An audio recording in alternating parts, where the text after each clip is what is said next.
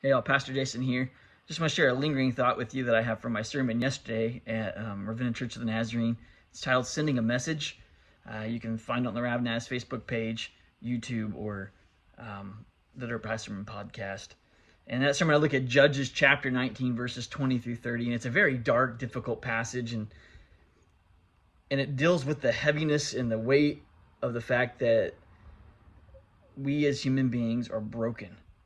We are bent towards sin. We are born with a natural rebellion in us towards God.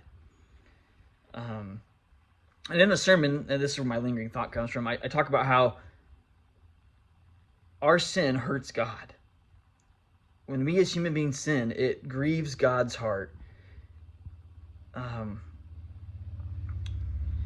when we think about God being all-powerful and almighty, we might ask ourselves, well, how can our sin, as human beings who are nowhere near God's level, how could our sin hurt God? How could it grieve God's heart?